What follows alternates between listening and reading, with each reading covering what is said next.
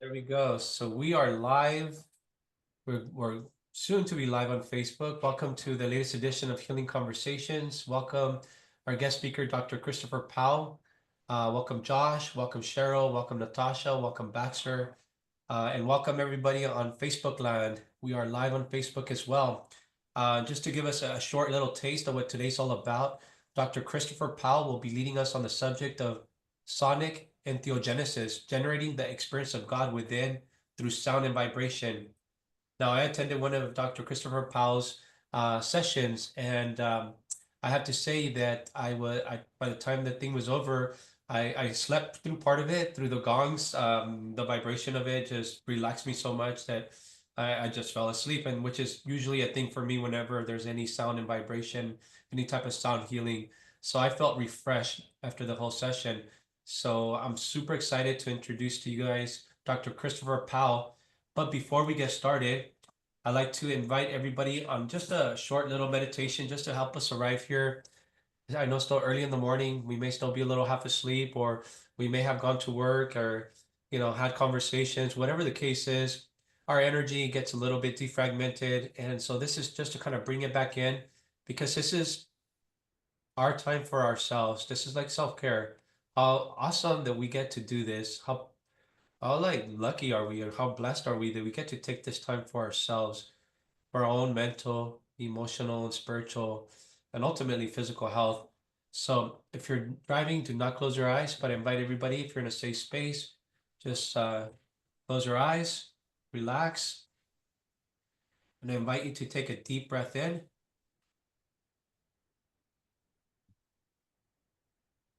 hold it,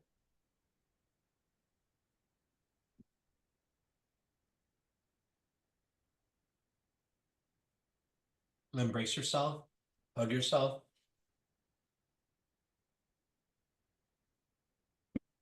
release the breath,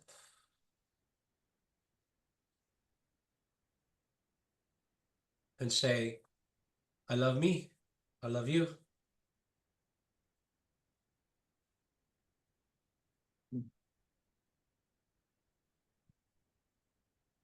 Take another deep, long breath,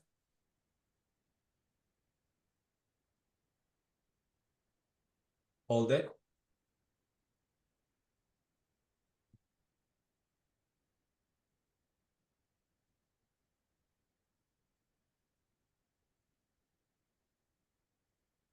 release the breath,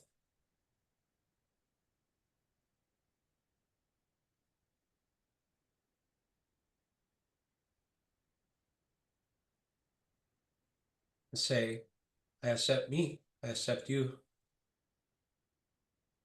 I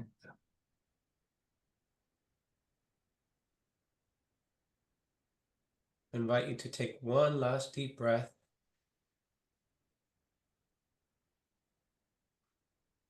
hold it,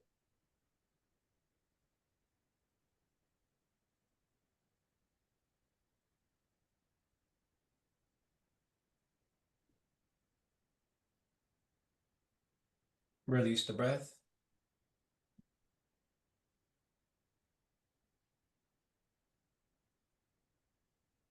and say, I'm doing the best I can. We all are.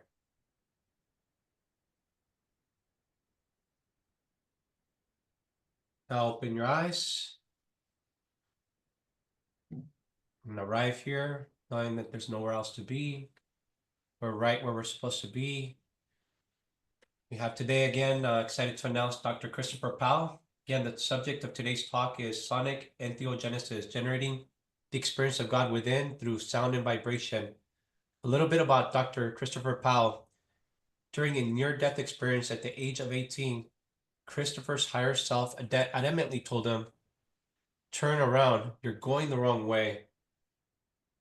What resulted was ended up being such a pivotal moment in his life that he ended up dedicating the last 37 years of his life to humanitarian service, which included a journey of 6 years in the military with the U.S. Coast Guard Air and Sea Search and Rescue, roles as an Oakland County ER volunteer, emergency medical technician, CPR instructor, and contributions to Third World International Humanitarian Service projects.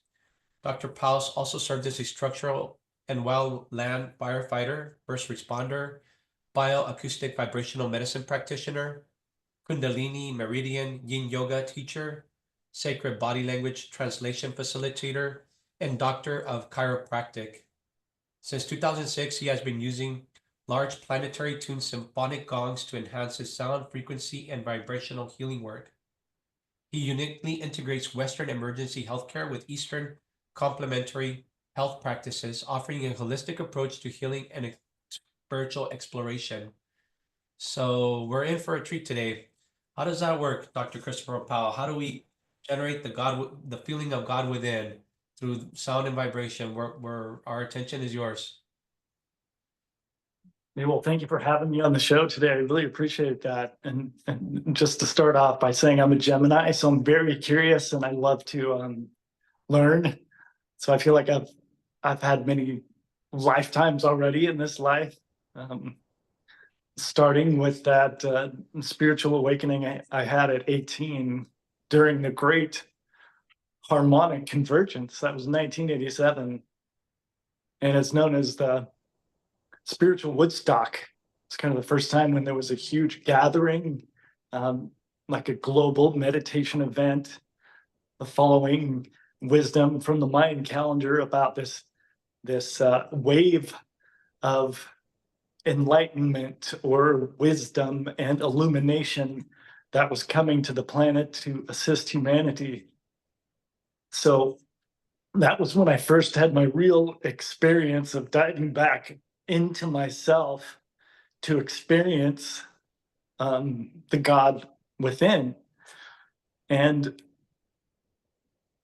so I don't know how some people ask, well, what happened? So maybe I'll just share a little bit about that experience, because it does tie into what I'm doing today with harmonics, intention, sound, vibration. And these beautiful gongs, you see one behind me is very powerful resonator to that vibration within, the vibration in all things. You know, everything vibrates, everything moves, everything is in rhythm. So I believe the gongs are one of the most powerful therapeutic instruments to help us almost dissolve, in a sense, this kind of physical boundary that we've created for ourselves as this human experience, dissolve into the ether, so to speak, or to that 0 point field, or the pranic universal life force energy that moves through all things. And when we're tapped in or more connected or more expanded in that state, we have access to instant healing, to wisdom, the Akashic records, all those sorts of things. So for me, how it started back in 1987 was I was going down the wrong path. I had fallen in with kind of the wrong friends. I felt different, too sensitive. I'm sure a lot of people can identify. Like, I feel like I jumped into this experience and I'm like, wait a minute, what am I doing here? I don't resonate with a lot of the crowd that I associated myself with. So at that time, I was like, I'm done. Like, I had lost reverence for life. I was kind of heading down the wrong path. And to make a long story short, I ended up doing a heroic dose of an entheogen. At that time at 18, it was LSD. And it was 16 hits of acid that was a friend of mine that talked me into doing. And I had kind of given up. I'm like, all right, I have a death wish anyway. I'm done. So for me at that time, I was like, whatever. And I didn't know it was that much at the time. A friend told me after I had given it to me, oh, wait a minute, this is a huge dose. And then at that time, I just remember experiencing the need to get out. And that led me to jumping out of a car, getting beat up by the police, trying to kill myself, having a bad trip, so to speak, ending up in the emergency room, and the doctors trying to slow my heart rate down because my heart was beating so fast that they were afraid it was going to explode in my chest. And they had given me enough ketamine, a horse tranquilizer, and they had told my mom at the time, who just came from another hospital because she was saying goodbye to her baby brother who was dying, and had to come to me in the hospital, and the doctor telling her, look, I can't give him any more horse tranquilizer. It could send him in a coma. And it was that moment that my heart stopped.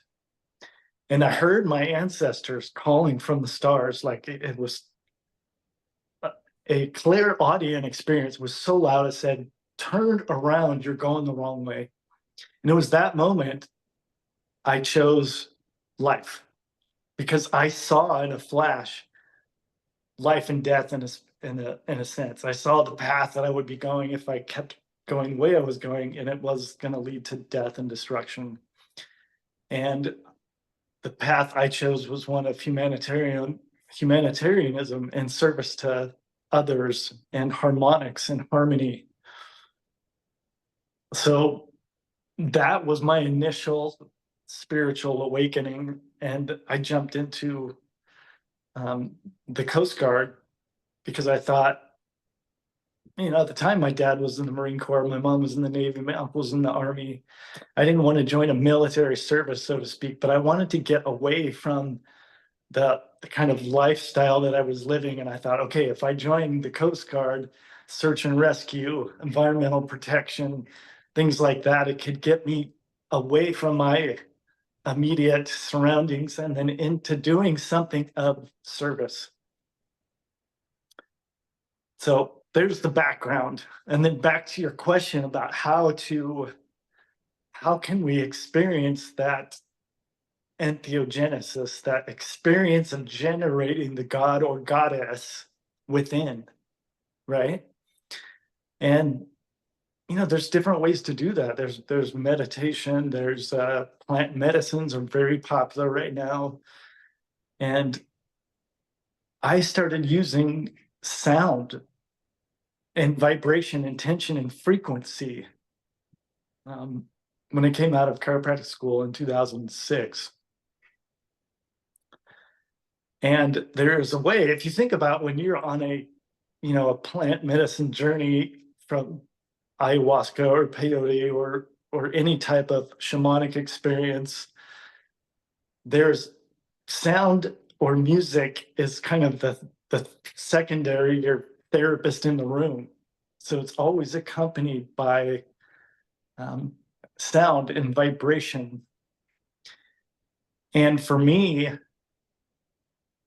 I don't know if you've experienced this or anybody's experienced this with a sound journey, especially with the gongs and the vibration it tunes you into, you lose sense of the boundaries of yourself or space and time. The most common thing I hear is people are like, wait, you've been doing this for an hour? It feels like 5 seconds. What happened? Like you lose sense, or people will wake up and they're like, wow, I didn't know which direction was up or down. I felt like I dropped so far inwards, like an ascension dropped in, that I lost sense of the boundary of my physical experience. And so many different comments too.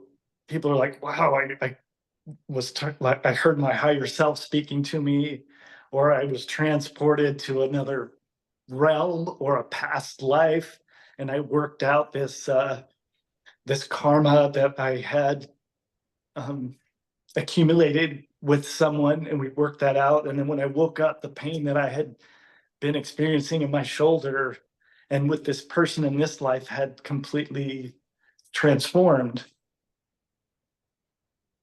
So I'll leave it there if you have any questions to follow up with that. But that's one of the ways to experience that God that source within is going into the center of the core of our being, which, if you see where I'm pointing, it's the heart, that energetic center of balance, where the sacred cave of our heart, where all healing and manifestation happens. Like our soul uh, is within this cave of the heart. It's anchored there. So I call this like a sonic entheogenesis, because it's really this heart-centered ascension, not ascension where we're ascending out, but ascension where we're going deep within. And one of my favorite quotes I have written on my wall here by Eckhart Tolle is, that is the real spiritual awakening. When something emerges from within you that is deeper than who you thought you were. That's beautiful. I can only speak from personal experience as far as sound journeys, and what I'm practicing currently is biotuning. So it's like binaural beats that are tuned to your own frequency. So first of all, you get your reading of what is your frequency. And I do strongly feel that we are frequencies and vibrations as expressions. All of us have a unique signature that is our frequency. And so what you're really describing is this inward journey that I feel every time I put on my headphones. It's like nothing other. I practice meditation, and that's a very beautiful practice, and it's also an inward practice. But I feel like vibration, binaural beats, or just like the gongs, or like a sound bath, these things take us even further into the core of what is it that we are expressed as beyond form, that inner knowing, that open space, the inner God within us, that expression that mimics what this universe is. Like that, the universe is within. I feel like what is within is also what is manifested in our experience of life. So I couldn't agree 100%, 200% of what you're speaking to from a personal experience perspective. It's beautiful because I hear Robert Edward Grant, who's known as the modern day Leonardo da Vinci. I love how he says the you inverse. It's like the universe is really you in a verse, speaking a verse, contributing a verse to this cosmic play, I guess. So I always loved how he talks about that, and what you're saying, above, down, inside out, is so true. And, you know, I teach a lot in my yoga classes that, there's 10 bodies beyond the physical body, and we can access those other bodies. The most expansive is the soul body, which we are spirit, having this human experience, this condensed crystalline uh, electromagnetic or magnetoelectric um, condensation, so that we can live out this 3D hologram or this experience. But also, how can we access that greater field? And I heard someone last week say, we're not like this physical being that has this energetic field around us. We are an energy being that condenses into this physical form. So I like to see it in that aspect, like this, we're this energy. And if the universe is 99.999% plasma, which physicists and scientists say, which is just another word for like that 0 point field, that cosmic sea of consciousness, that substrate that everything we see and manifest binds to. If we have access to that, then we can use that clay or that plasma to mold our reality and to create whatever it is we wish, whether it is spontaneous healing or to manifest the life of your dreams, or to send this ripple of enlightenment and healing and awakening out to our brothers and sisters in our community, because there is no other. And I feel at this time we're in these cosmic sea of waves, this incoming waves, that are helping us, assisting us into the next evolutionary phase. Just like 1987, the harmonic convergence was one of these big waves, and we're in another big wave right now. And there's an incredible book that I just read, The 9 Waves of Creation. And one of the key points in that book is by a PhD physicist that says it is up to us right now to choose and to vibrate what we desire into that wave, because the universe and we're in this co-creation. And if we stay in this duality or fear, or this is right and you're wrong and left and right and blah, blah, blah, we continue to kind of create that experience. So we have free will. Can we choose to unify during these times of extreme duality? And been there, done that. So, and it's not right or wrong. There's no judgment. If we can come to that place of neutrality, then we can create more of that unity consciousness that's available to us right now.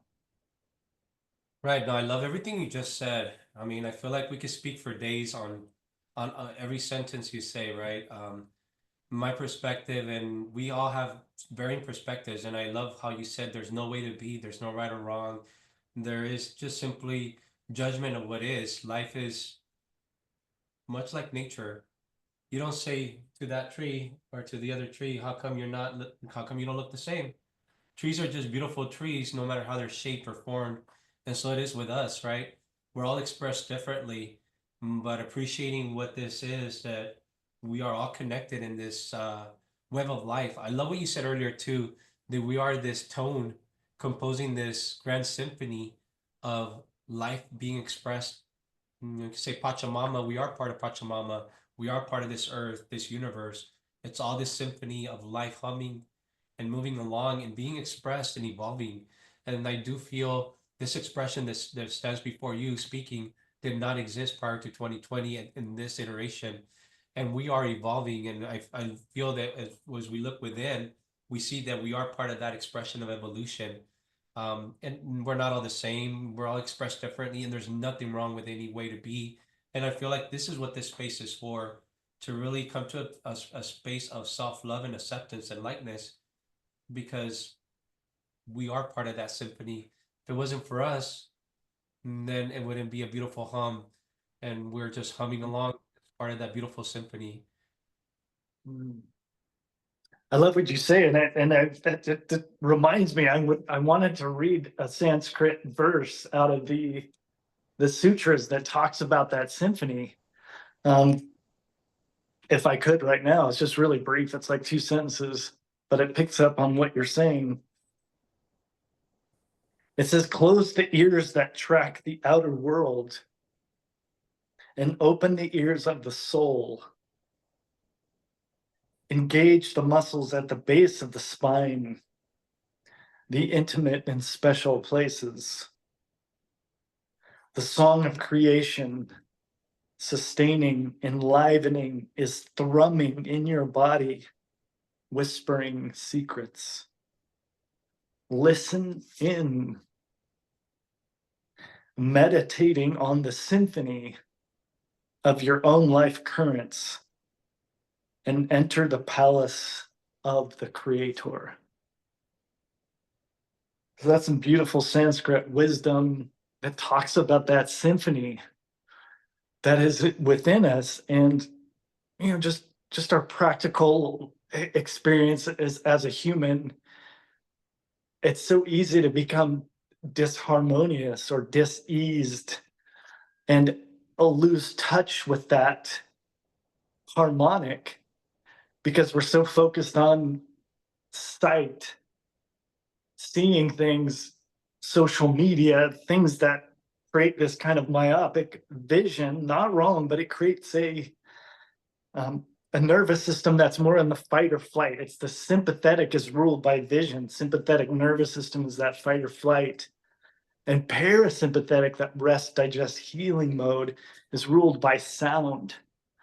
So it's really important during these times when we're so overly sympathetic overdrive, fight or flight overdrive with the politics and this and that, and the stress of whether it's physical, mental, emotional, chemical stress coming in from all directions. We lose that connection to harmonics, and that's why sound is so, not just sound, but resound and vibration and intention and frequency, all those combined, is so important to stimulate the parasympathetic nervous system, which regulates the sympathetic. So that's why I love using not just sound, but vibration, intention, and frequency. Because intention is really important. I could bang away at this gong while I'm like super angry, and that's the holistically charged um, plasma field that's going to emit from these incredible healing instruments. But as I'm playing these, I'm reciting Sanskrit mantras. For example, Waheguru, which is just saying, wow, bring light to darkness, bring wisdom to ignorance, help us find our own doctor within, our own guru within. There's no guru outside of us anymore. We went through that Piscean age. Now it's the Aquarian age where it's like, we are the gurus. We are our own best doctors. We have the wisdom. We can generate the experience of God if we can learn to drop in. Yeah, beautifully said. Um, one of the things I've been doing, I love music and dance, by the way, and I think anybody that knows me knows that. Like I love music, and so one of the things I've been listening to is just really uplifting music because I feel like you talked about intention. I think intention coupled with, let's say, an artist, for example, maybe a DJ, a singer, um, who has healing intentions, who has good intentions, you can feel that in their music. And so a recent artist that I'm gravitating towards is healing. It's called a healing house genre by Lincoln Jesser. And so 2 nights ago, I was listening to several of his tracks. A friend sent me like one of his sets, and I was just uplifted, literally uplifted. And I started setting intentions. I started moving energy, like feeling what I'm feeling and like where do I feel discomfort and moving it through the chakras and releasing it. And so I feel what you're speaking to can be done in many ways. And so to that point, is there any suggestions for everybody here and anybody that's going to hear our recordings later on? What can we do at home? What can we do on a daily basis to really generate that God within, that inner guru, that knowing to create clarity? Because I feel most of the conversations I have with people is we're so hard on ourselves and we're so blinded sometimes from our own clarity, from seeing all the answers we have within.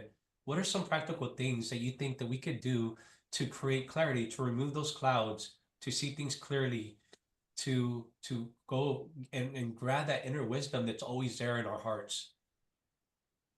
Yeah, it's beautiful because and each of us have a different path or route to get to that point. But some practical tips that I've used with thousands of people that seem to work is just creating a space for yourself to set time each day to do your practice, whether that is putting on some good music and just going within and moving, or doing yoga or some breath work. All these things that help the body when you do sit down to take space or meditate or contemplate, you're able to kind of direct that energy and drop into the body.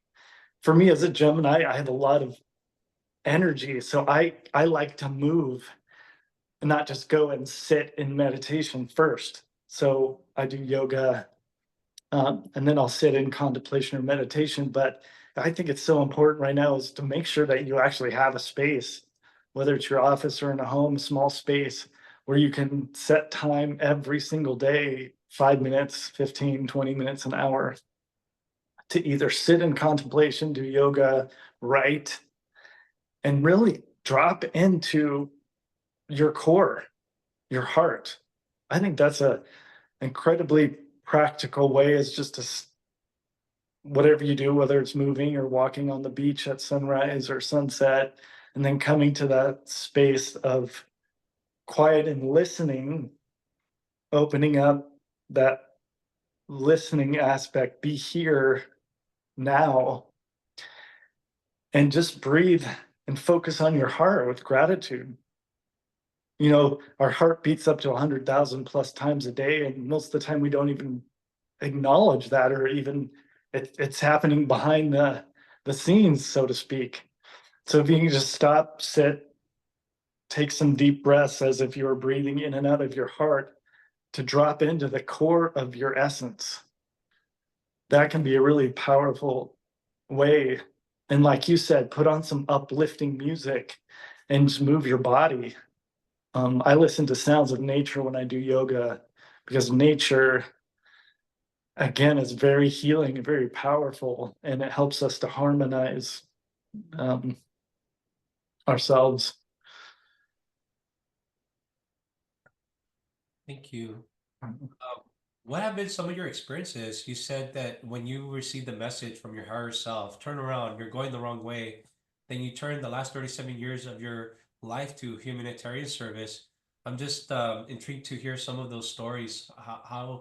What can you speak on as far as the storytelling of what makes up Dr. Christopher Powell, and how can we bring that to people in our audience as far as like if we're out of alignment, how can we access that higher self? I know you spoke about sounds and vibration, but like how did that work? How did that unfold? Like in a little bit more detail for you. Yeah, I think looking back is the part where I was disassociated or disconnected from my body was because I wasn't loving my experience. I wasn't loving life at the time. I won't go into all the family dynamics and the things that created chaos for me and in school and things like that. But I was um, not in love with myself, so to speak. Right. So just self love is a great way, self reflection, even to say, wow, I have this voice in my head that doesn't like me. How can I love even that? Or look in the mirror and say, hey, I love you with all your wrinkles, with all your issues, with all your traumas, with all your experiences. You know, Tony Robbins once said that the person with the most, um, trauma or darkness or things have the most gift to give. There's all this experience and wisdom from that realm. So for me, it was just going, oh, wow, I lost the fear of death after that experience. And I had been doing a lot of out of body experiences just before that and after that experience. So I had this awareness that I was more than my physical, because I would leave my body and see myself laying there. And I'm like, what is going on? And then I started kind of venturing out further. And so after I lost that kind of sense of that fear, um, and really saw myself from a different point of view, I started loving my experience and my flaws and my imperfections. And so I think that's an important start. You know, I use the Ho'oponopono prayer often, um, which is really an incredible wisdom from the Hawaiian Nahunas. That's really like, I love you and I'm sorry, please forgive me, thank you. That's the general English translation. But just to forgive ourselves and to love ourselves for, what we chose to come into this experience and give to others. So after that, I guess I realized that I could see myself when I saw other people on a bus or walking by. I would look through their eyes at myself, and I realized, wow, I'm seeing myself through that person and that person. And that kept me tethered to this experience of, wow, I affect that person even through a look. I'm not perfect. I still get pissed off in traffic and I might yell at somebody, and then I'm like, wow, how can I send that person love? We don't know what they're going through. And I'm still human. I still get triggered, but that's why I use the Ho'oponopono quite often for myself. Like, I love you, Christopher. I'm sorry for that experience that I just did that. I forgive myself for being human and maybe, falling back into that human experience, and but always looking at ways to, my website is uplift one, rise together. How can I do one purposeful, intentional act of kindness? Because, it's just one person there, there's a ripple effect. And even when I do something that, wow, that was that was negative, what ripple effect could that have on others? So I'm always looking at ways, how can I uplift one so we can all rise together? And we all rise at different rates. We're not all meant to rise at one time. Otherwise, how fun would that be? Duality, right? We're part of this symphony. We each have a tone and a frequency, and so creating that symphony, that beautiful hum. I have two things. I always love Ram Dass with what you're saying. I feel like there's no way to be, but it's certainly a nicer ride if we love ourselves, if we're not so hard on ourselves, if we create lightness and release all the heaviness that we create with the context and stories that we're meaning created creatures, and we're just here walking each other home, and that's what this space is for. And with that being said, since we're such storytellers, a lot of times we're telling stories that disempower, that create this walking home heavy and burdensome. And so with this space is a space of lightness. I'd always like to go to the Chinese proverb about the old man in the village who has a son who goes out to the forest, finds a horse, comes back to his grandfather, and all the villagers come to the grandfather and say, "You must be the luckiest old man in the village." And the old man says, "I don't know, we'll have to wait and see." The next day, the son goes out, falls off the horse, breaks his leg, messes up his back. And so all the villagers go to the old man and say, "You must be the unluckiest man in the village." The old man says, "I don't know, we'll have to wait and see." The next day, the army comes in recruiting all the young men in the village to go out to war who surely die. And then all the villagers go to the old man and say, "You're the luckiest man in the village because your son is still alive." The old man says, "I don't know, we'll have to wait and see." And so it is with us. A lot of times we're creating judgments when we don't know what we perceive as negative could be a positive, or what we perceive as a positive could be a negative. In any case, we don't know. And we just suspend judgment and wait and see and really focus on the present moment, how innocent life really is. And really, where there's anything beyond innocence is in here, in the mind creating story, in the creating story mind, right? We're obviously all the time interpreting life, right or wrong, judging it, but really life is innocent, and life is really like the seasons, right? We have four seasons. Sometimes it's sunny and beautiful out there, beach weather. Sometimes it's rainy and thundery and tornadoes, hurricanes, and earthquakes out there, right? But it's purely innocent. It's just doing what it's doing. It's called life and it's called nature, and we're not separate from it. We are that.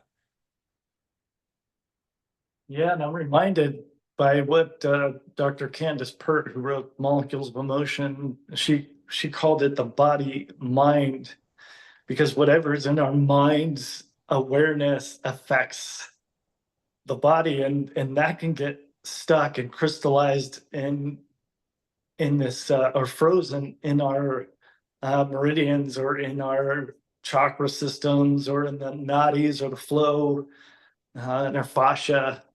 So sound is a beautiful way to help move that energy, to become aware of where the mind can get stuck in a pattern, but also where it can get stuck in a condensation or a pain in the body. And you mentioned Ram Dass. One of my favorite meditations that I do is that I'm loving awareness. And I just say that over and over. And I led a meditation the other day, and a woman who came in with like pain, tension in her shoulders, just after 15 minutes, she said it disappeared. Just being present and saying, I am loving my awareness. And I am just loving awareness. It gets you into that neutrality space where things dissolve, that energy can flow, or it can be acknowledged. Because pain just means, I coined Pain, pay attention inside now. So, embracing that, whatever it is, whether it's a thought, a repetitive thought, a pain, a trauma, as if it's like a 2-year-old child. You don't just shut it in a closet. You want to embrace it and hold it and say, I hear you, I'm with you, express yourself, those kind of things. So that can really help to move and enhance and amplify the body mind, or the mind body connection. Right. That's beautiful. Yeah, no, Ram Dass has been read one of his books, and ever since then, just his spirit alone has totally resonated. His expression is just a very beautiful expression. So, such a peaceful person, and the energy he exerted, um, and the space he created for people just to feel at peace in his presence, it's just very beautiful. Again, going back to what kind of frequency are we emitting? We're like a vibe. We're a tone. And so, how beautiful today that we get to experience your storytelling, how we can access our God within through sound and vibration. Is there any other points, anything that you feel is a benefit for the people here on the call, or that will see the call later on? Well, you talked about a tone. One of the first chiropractor back in the 1800s said life is an expression of tone. And that's so true, because he was tapping into this electromagnetic or frequency or sound kind of component of how we express ourselves.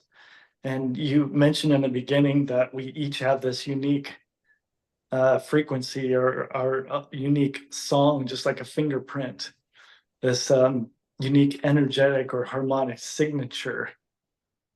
And so, what is it that you want to contribute? What song do you want to contribute?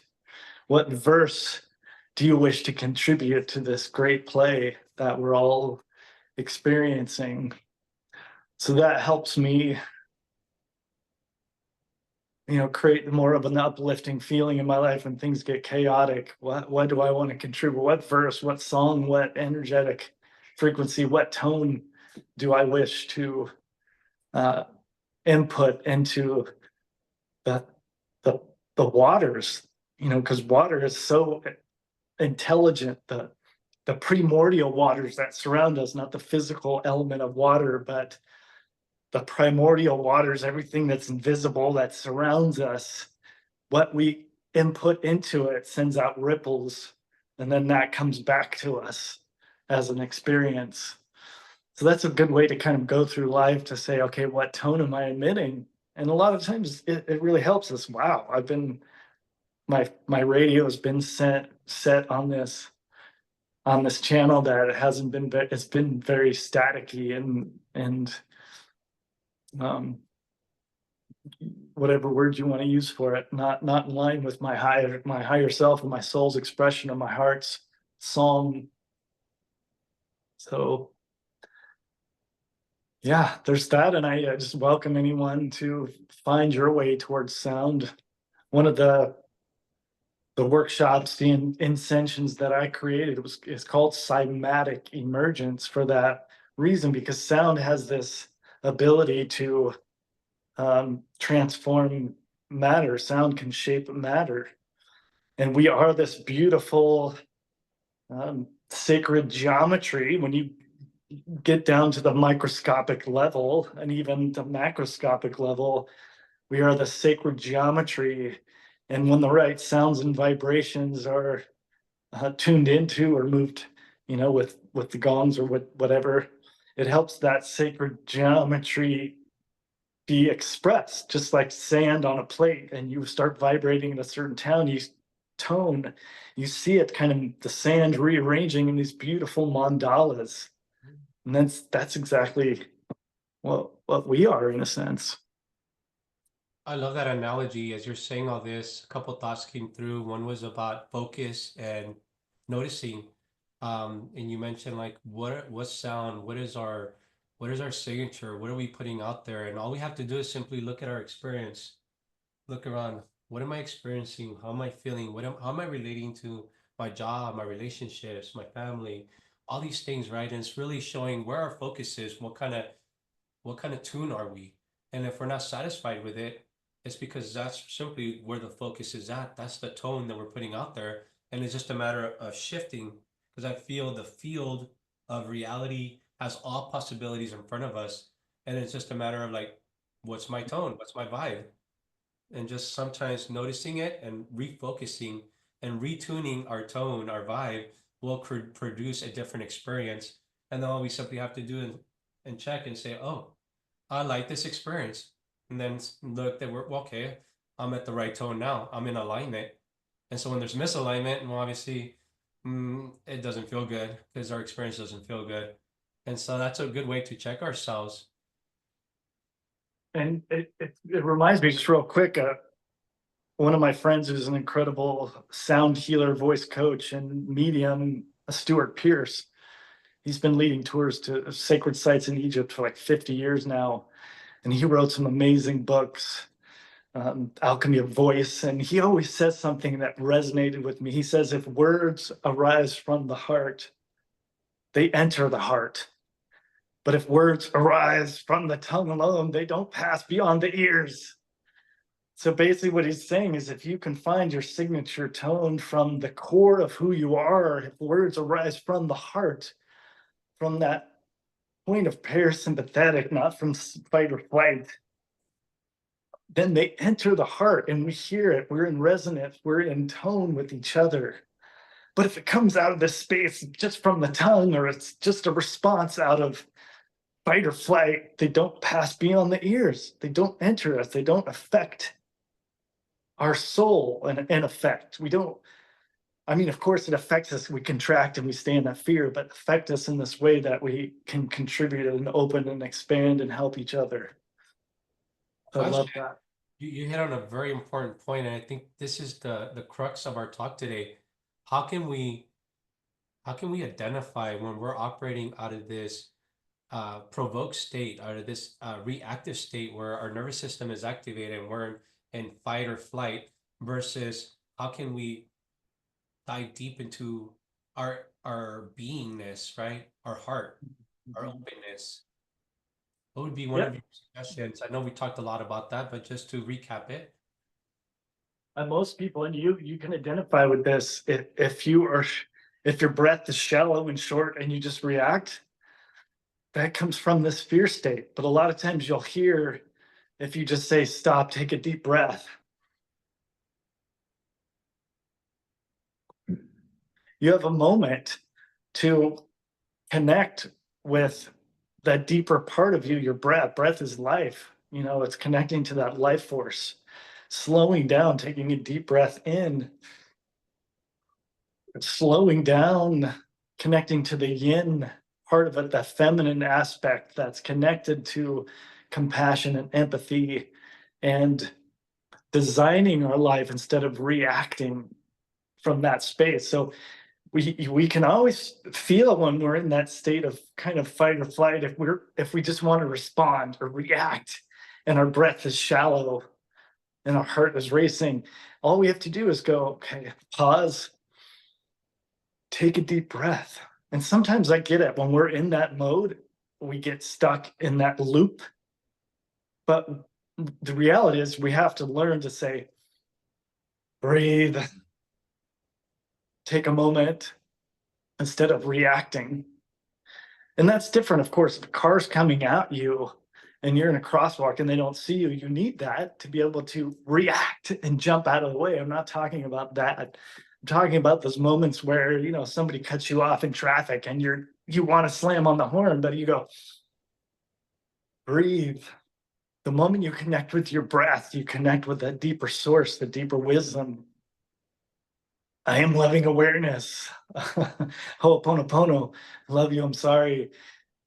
Design my life instead of react. So I think breath is so important. That's why breath work can also help us to create that entheogenesis as well. It's when my workshop, sound and breath and connection are so important. It's not just lay down and have a sound bath. There's so much to a cymatic emergence beyond just sound, which we know is incredibly healing, but breath helps us to return to our center. How important. Thank you for that tip. So what you're saying is we get provoked and we get into a reactive state. So it's just a matter of some mindfulness practices, some awareness around our expression. And when we feel like that, maybe take a step back. Instead of responding and reacting, take a deep breath until we connect to our essence, our beingness. And it may be that we may want to wait a few minutes, a few hours, maybe even a day until we are connected to our higher self versus spinning off on a reactive mode when we're just going to be activated and it's not going to be our best interest. And it's simple, but not always easy. We have to tell ourselves, I choose to take a breath. When we hear our ego going, oh, I can't do this, it's too hard. I choose to make this easy. Speak that to your physiology and that will respond in kind. You might have to say it 1,000 times. I do like the practice of Ho'oponopono. That's a practice that creates balance within oneself and with others. And so that is a very easy practice to do. I'm sorry, please forgive me. Thank you. I love you. Just say it over and over again until you're in a state of equanimity, balance, neutrality, functionality. And I always like to add to everything the secret sauce that I see that I felt a few years ago, add unconditional love. When we're in a space of unconditional love, then there's simply just being. Everything is nature. There's no judgment. There's just beingness. And there's just total embrace and acceptance of not only our expression, but all expressions. And so that's when the energy just flows. And if there's no flow, then we can always go back to Hopopono or also change the vibe. Like you've helped us today appreciate sound and vibration, whether it's going to one of your sessions or playing some uplifting music. And by the way, I put your information, your Instagram and your website on the chat. Is there any offerings that you have coming up that we could take advantage of? Yeah, a few. I curate my offerings during times of cosmic alignments because it's really powerful to do healing during those times. So one of the next two in this month that are powerful alignments, December 15th, from 1 to 3. It's an afternoon session, which is at Balance Yoga and Wellness. It's a local yoga studio in Pacific Grove. And then on winter solstice, that is a huge changing point of season in this point where the light, there's the greatest amount of darkness and the least amount of light. So during those times, it's good to do things where we can illuminate the shadow aspects and bring light into those areas and embrace the darkness. It's a great time to hibernate, to go more inwardly focused, but also bring your inner light. So sound and light are intricately linked. So when we have sound or vibration, that helps to bioluminate our bodies. So December 21st, winter solstice at Yoga Shala by the sea. And I have these, I think, dropped on my website or on my Instagram. Or at the Center of Spiritual Awakening, where I do some presentations and sound healings as well in Pacific Grove. So Pacific Grove and Carmel are usually where I do my workshops, but people can email me or go on Instagram and send me a direct message, and I'd love to hear how I can support or be of service. Thank you so much. We appreciate you, Dr. Christopher Powell, for sharing all your knowledge and wisdom and really helping us appreciate how to access that inner God, our inner guru, our inner healer, our inner guide, the knowingness, our beingness through sound and vibration, and the practical things from taking a step back, taking a breath, to changing our vibration by simply listening to uplifting music or attending a workshop on one of your offerings. So many ways to get back to a state of neutrality, peace, balance, functionality, where we're just flowing, where we're not going against the tides, we're flowing with the tides. So thank you, thank you, thank you. almost at the hour. Just like to open it up to see if anybody has any questions, anything at all. You can go ahead and type them out or raise your hand and ask away.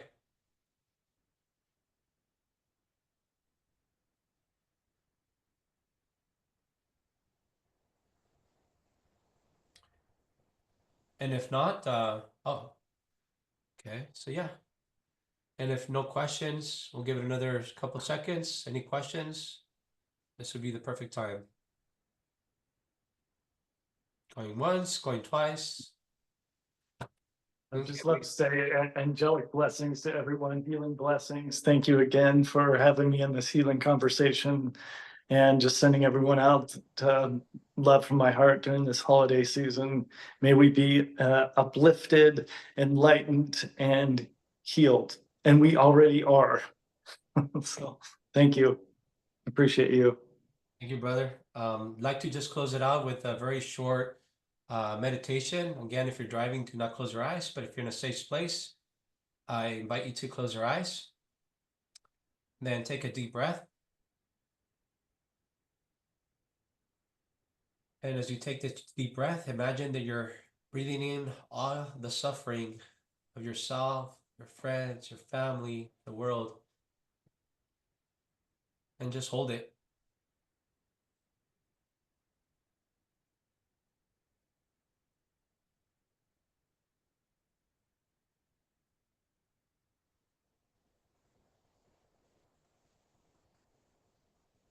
Now release the breath. And as you release the breath, imagine that you're breathing out loving kindness to yourself, loving kindness to your friends, your family, the whole world.